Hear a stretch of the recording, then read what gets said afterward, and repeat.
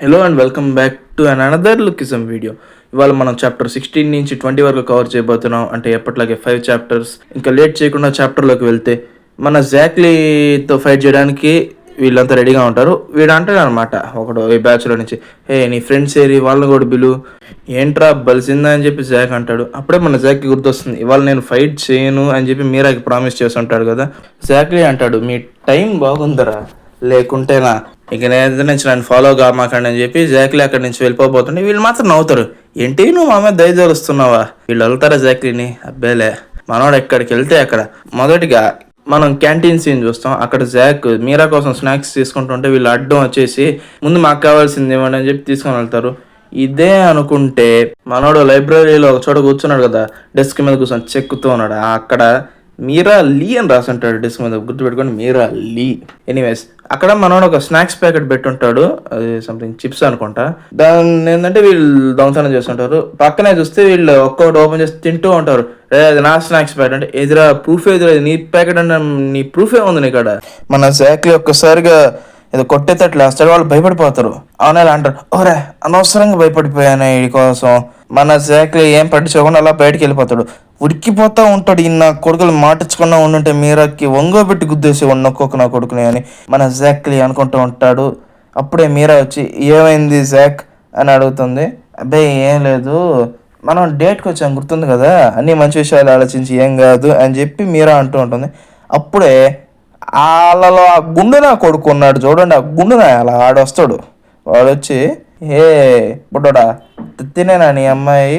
అవునా మీరా దగ్గరికి వచ్చి, హే పాప నువ్వు నాకు నచ్చావు, నీ నెంబర్ ఇస్తావా అని అడుగుతాడు. జాక్ నా కొడక్క లోపల బయటికి ఏమనలేదు. మన మీరా ఏమో అబ్బే నేను అంటుంది. ఇటు పక్క ఏమో చూడు, రెండు పనికి మాలిన ఏమైనా అనుకోండి, ఆ రెండు అమ్మాయిలు ఉన్నారు కదా, వాళ్ళ ముక్కు, చెవులు, నోరు, చెవులు, మొహం మొత్తం అన్నీ ప్లాస్టిక్ సర్జరీ, అన్నీ ప్లాస్టిక్ సర్జరీ అంట. ఇప్పుడు ఆ గుండు నా కొడుకు అంటాడు, ఏంటి నేనేదో పటాయించడం మీద కష్టం అన్నట్టు బిహేవ్ చేస్తున్నావు, ఏమో నువ్వు అంత పెద్ద గొప్పదానివా అని అడుగుతాడు. అంత గొప్పదాని అయితే ఇలాంటి ఒక లూజర్తో ఏం చేస్తున్నావు అని అడుగుతాడు ఆ గుండోడు. మీరా కోపం వచ్చి, జాక్ పదా మనం ఇక్కడి నుంచి వెళ్ళిపోదాం అంటాడు. కానీ గుండు నా కొడుకు ఆగుతాడా? వాడు ఆగుడు. మీరా భుజమే చేసి, అరే ఎక్కడికి వెళ్ళిపోతున్నావు, నీ ఫోన్ నెంబర్ ఇవ్వచ్చు కదా మరి ఇంకొన్ని అని చెప్పి మీరా టచ్ చేయబోతుంటాడు.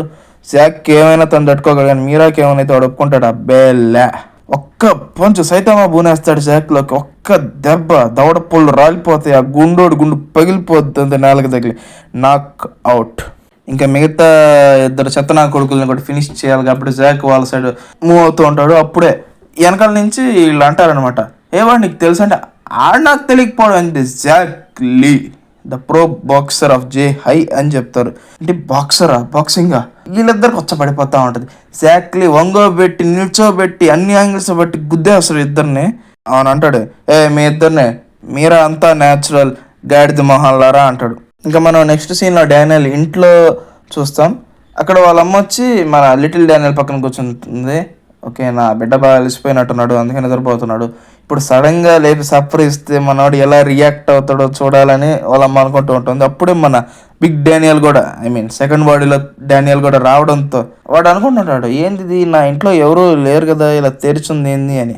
ఇంకోవైపు మన జాక్లీ మీరాకి సారీ చెప్తూ ఉంటాడు. ఇంకెప్పుడు అలా చేయకు అని చెప్పి మీరా అంటుంటుంది. మరి అంత ఎక్కువ పేషెన్స్తో ఉండొద్దనో ఏమో. మన డానియల్ వాళ్ళ ఇంట్లో చూస్తే మన సెకండ్ బాడీ డానియల్ అలా తలదీసి అమ్మ అంటాడు.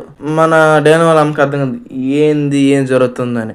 అప్పుడు చెప్తాడనమాట మన big Daniel, second body Daniel, మీరు డానియల్ వాళ్ళ అమ్మాయి కదండి, మీ అబ్బాయి నాతో చాలా చెప్పేవాడు మీ గురించి, తను ఇప్పుడు పార్ట్ టైం జాబ్ చేస్తున్నాడు కొంచెం ఎక్స్ట్రా మనీ కోసం, ప్లస్ నాతో రూమ్ షేర్ చేసుకుంటున్నాడు అని చెప్తాడు అనమాట, రెంట్ సేవ్ చేసుకోవడానికి అని డానియల్ వాళ్ళ అమ్మతో.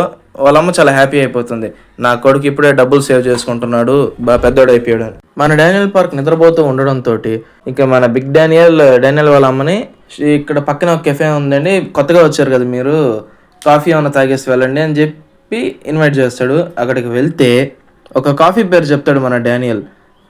దాని రేట్ చూడంగానే డానియల్ వాళ్ళమ్మ మనాన్ని పట్టుకొని అడుగుతుంది, బాబు అది కాస్ట్ ఎక్కువలా ఉంది, ఇక్కడ ఫిల్టర్ కాఫీ లాంటివి ఏమి ఉండవా? లేదండి ఇక్కడ ఫిల్టర్ కాఫీ లాంటివి ఏమి ఉండవా అంటే అని చెప్తాడు.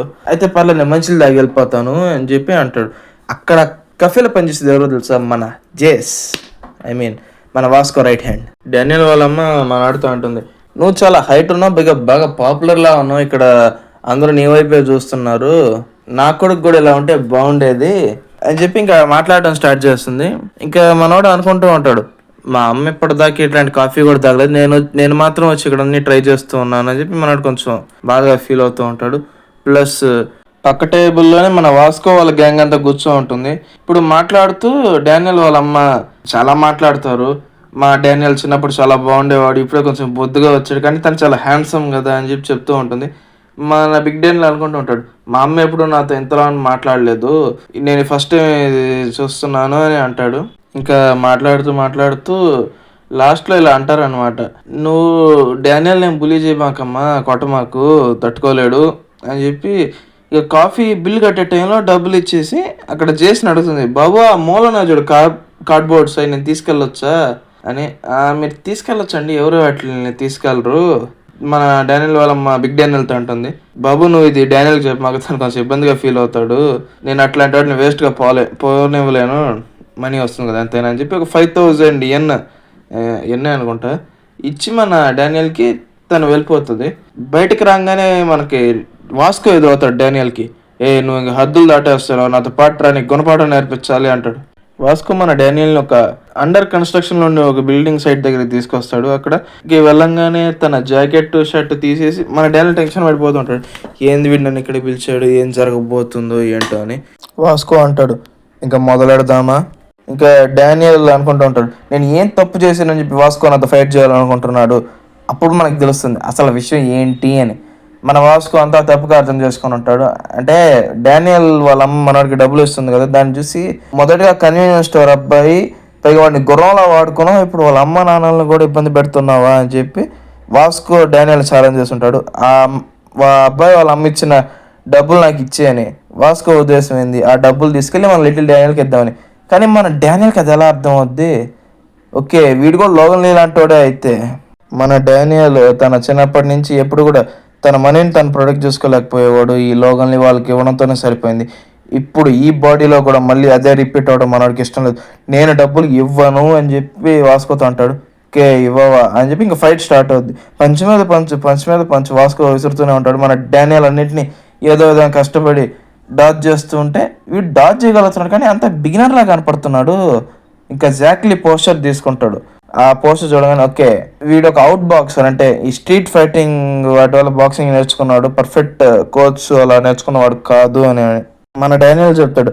వాస్కో పంచ్ ఒక్కొక్కటి చాలా హెవీ ఇంకా ఫాస్ట్గా ఉన్నాయి, అది దగ్గర సుత్తి తగిలినట్టు ఉంటుంది, ఒక్క పంచ్ నాకు తగిలిననే సచ్చినట్టే అని చెప్పి అంటూ ఉంటాడు. ఇంకా మనోడు ఒక ప్లాన్ చేస్తాడు, స్ట్రైట్ ఒక పంచ్ కొడతా, అంటే ఒక జాబ్ విసురుద్దాం, అది డైరెక్ట్ మన వాస్కో యొక్క జాకి తగలాలి అని చెప్పి ప్లాన్ చేసి ఉంటాడు. కానీ అలా కొట్టబోతూ ఉంటాడు, మనకి సీన్ షిఫ్ట్ అయిపోతుంది. చూస్తే వాస్కో నేల మీద పడిపోయి ఉంటాడు, ఈ బర్నకల్స్ మెంబర్స్ కూడా వచ్చేసి ఉంటారు. ఇంకా నెక్స్ట్ సీన్లో డానియల్ వాళ్ళ ఇంట్లో తను పార్ట్ టైం జాబ్కి వెళ్ళడానికి రెడీ అవుతూ ఉంటాడు. ఇంకా అంటూ ఉంటాడు, నేను వాడిని చనిపోయేలా కొట్టలేదు కదా. అప్పుడు తెలుస్తుంది మన వాస్కో కళ్ళు తిరిగి ఎలా పడిపోయాడు అనేది.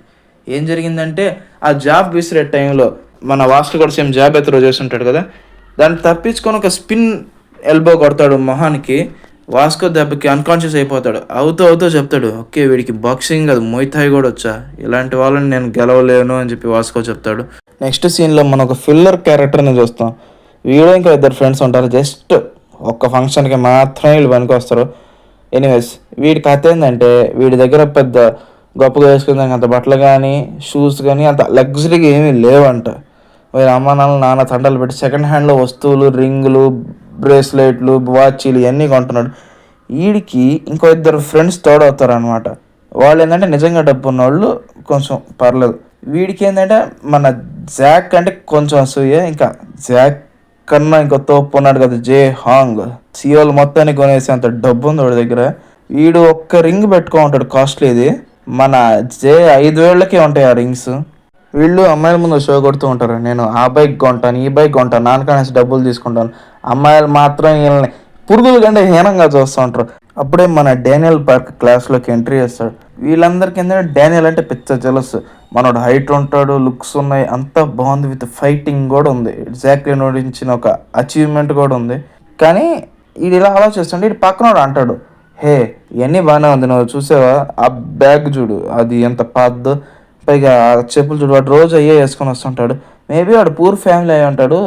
డానియల్ పార్క్ అన్ఫ్యాషనబుల్ అని చెప్పి, పైగా పేదోడు అని చెప్పి మొత్తం స్కూల్ అంతా టర్న్ చేస్తాడు ఈ యాదవులంతా కలిసి. నెక్స్ట్ సీన్లో మనం జేసన్ చూస్తాం. వాస్కో ఎక్కడికి వెళ్ళాడో తెలియదంట. అందరూ ఎమర్జెన్సీ మీటింగ్ పెట్టుంటారు. వాస్కో వాడి చేతిలో ఓడిపోయాడు నిజం అంటే మన జేస్ ఏం రెస్పాండ్ అయ్యాడు. అప్పుడే వాస్కో నుంచి ఒక మెసేజ్ వస్తుంది, ఎక్కడికి వెళ్ళావు ఏంది అని జేస్ అడిగితే, నేను నా మొబైల్ స్క్రీన్ విరిగిపోయింది, దాన్ని ఫిక్స్ చేసుకోవడానికి వెళ్ళాను, ఎంత ఖర్చు అవుతుందో ఒక అంచనా వేసి చెప్తావా జేస్ అని అడుగుతాడు. అని చెప్పి స్క్రీన్ని ఫోటో తీసి పెడతా అని చెప్పి స్క్రీన్ షాట్ పెడతాడు. చెప్పండి, స్క్రీన్ ఇప్పుడు ఫోన్ స్క్రీన్ పగిలిపోయింది, టెంపర్ గ్లాస్ పగిలిపోయింది అనుకుందాం, దాన్ని స్క్రీన్ షాట్ తీస్తే అది కనపడద్దా? మన వాస్కో ఐక్యూ ఏ లెవెల్లో ఉందో చూడండి. చెప్పడం మర్చిపోయినా, ఇక్కడ వీడియో చాప్టర్ స్టార్టింగ్లో కొన్ని స్టాట్స్ చూపిస్తారు. మన జాక్కే బ్రెయిన్ 1 ఉంది, వాస్కోకి -1 ఉంటుంది. బర్నాకల్స్లో ఒకటి అడుగుతాడు, నువ్వు అసలు విషయం చెప్పట్లేదు జేస్, వాడిని నేను చూసుకుంటాను, ఇది మా బర్నాకల్స్ పరువు ప్రతిష్టలకు సంబంధించింది, ఇది నాకు వదిలేయండి అని చెప్పి డానియల్ పార్క్ మీద ఏం చేసి ఉంటాడు వీడు. నెక్స్ట్ సీన్లో మనం డానియల్ని చూస్తాం. మనోడు జేని పలకరిస్తుంటాడు, అంటే తనకి ఫైట్లో సాయానికి వచ్చాడు కదా అందుకని. అప్పుడే మన డానియల్కి ఒక ఫోన్ వస్తుంది వాళ్ళ అమ్మ దగ్గర నుంచి. రేపు తన బర్త్డే కదా, విషెస్ చెప్పేదానికి వాళ్ళమ్మ ఫోన్ చేసి ఉంటుంది. అవును కదా నా బర్త్డే నేను మర్చిపోయానని చెప్పి డానియల్ అంటూ ఉంటాడు. పక్కన అమ్మాయిలు మాత్రం డానియల్ ఉన్నవాడు పేదవాడు తెలియదు కానీ అంత రాజాలో ఉంటాడు చూడడానికి అని అంటూ ఉంటారు. ఇంకా ఈ బర్నకల్స్ గ్యాంగ్లో ఉన్నారు కదా కొద్ది మంది, 2-3 చెంచాలు, వాళ్ళు ఏంటంటే డానియల్కి ఫీల్డింగ్ సెట్ చేద్దాం అనుకుంటారు. వాళ్ళ ప్లాన్ ఏంటంటే డానియల్ ఇదే రూట్లో సాయంత్రం ఒంటరిగా వెళ్తూ ఉంటాడు కాబట్టి అక్కడ వాడిని రౌండ్ వేసి మన పగ తీర్చుకుందామని ప్లాన్ చేసి ఉంటారు. ఇదే మాటని జే కూడా వింటూ ఉంటాడు. అప్పుడు మన డానియల్ పార్క్ యథావిధిగా వెళ్తూ ఉంటాడు సేమ్ అదే రూట్లో. అప్పుడే మనకి జే ఎదురు వస్తాడు. డానియల్కి ఒక బ్యాగ్ని తీసుకొచ్చి మనోడు ముందు పెట్టేస్తాడు. దాని మీద హ్యాపీ బర్త్డే అని రాసి ఉంటుంది. డానియల్ అడుగుతాడు, జే నీకు ఇది ఎలా తెలుసు అని పూర్తిగా కంప్లీట్గా నేనే చెప్తున్నాను కదా మా అమ్మతో ఫోన్లో నిన్న అని చెప్పి, నేను ఇంత మంచి గిఫ్ట్ తీసుకోలేను అంటే అందులో అన్ని కాస్ట్లీ బట్టలన్నీ ఉంటాయి, ఇది చాలా ఇబ్బందిగా ఉంటుంది జే, నేను తీసుకోలేను అంటే, జే నేను చెప్తున్నాను వీడు మానవ మొత్తంలో ఒక్కసారి కూడా నోరు తెరవలేదు వీడు. ఒక్కోసారి మోగోడు ఏమన్నా డౌట్ వచ్చేస్తుంటుంది. ఎనీవేస్ అప్పుడే మనం పక్క సందులో సీన్ చూస్తాం. మన డానియల్కి ఫీల్డింగ్ సెట్ చేద్దామని వచ్చిన ఆ 4-5 ఫీల్డ్ పగిలిపోయి ఉంటుంది. జే వంగోబెట్టి గుద్దేస్తుంటాడు ఒక్కొక్కడిని. నెక్స్ట్ రోజు ఈ ఉంది కదా రిచ్ బ్యాచ్ సో కాల్డ్, వాళ్ళు మన డానియల్ని హ్యూమిలియేట్ చేద్దామని చెప్పి రెడీగా ఉంటారు. వస్తాడా, ఎప్పుడు వాడిని ఆరాధిద్దాం, ఈ బ్యాగ్ ఏంది నువ్వేంది అని. కానీ తీరా చూస్తే మనోడంతా బ్రూస్ వేన్ లెవెల్లో ఎంట్రీ చేస్తాడు అనమాట. బ్యాట్మ్యాన్ లెక్క అంతా కోట్ అది వేసుకొని అంతా నీట్గా అన్ని లగ్జరీ బ్రాండ్లో వస్తాడు. దెబ్బకాళ్ళ ఆశలని అరియాసలు అయిపోతాయి. ఇటు సైడ్ చూస్తే అమ్మాయిలంతా ఫ్లాట్ మన డానియల్ని చూసి. డానియల్ ఏమో మన జేసాయి చూసి థ్యాంక్ యూ జే అని చెప్తుంటాడు. కానీ మన జే చూసి చూడనట్టుండాలి, నేను చెప్పింది వినపడిందా లేదా అని డానియల్కి ఒక డౌట్. కానీ జే మాత్రం ఒక చిన్న స్మైల్ ఇస్తాడు. మనకి ఇప్పుడు నిన్న రాత్రి సీన్ చూపిస్తాడంటే డానియల్కి బ్యాగ్స్ ఇవ్వడానికి ముందు రోజు జే చాలా ప్రిపేర్ అంటాడు. డానియల్కి ఎలా బర్త్డే విష్ చెప్పాలా ఏంటి అని చెప్పి చాలా ప్రిపేర్ అంటాడు. చూస్తున్నారు కాగితాల మీద ఎట్ట రాసేసి ఫైనల్గా హ్యాపీ బర్త్డే అని చెప్పి ఫినిష్ చేద్దాం అనుకుంటాడు. And that's all for today guys, and thank you for watching. Previous videos యొక్క ప్లేలిస్ట్ నేను కింద డిస్క్రిప్షన్లో ఇచ్చేస్తాను. ఎవరైనా చూసే ఇంట్రెస్ట్ ఉంటే దయచేసి చూడండి, ఛానల్ని సబ్స్క్రైబ్ చేయండి. And thank you for watching again.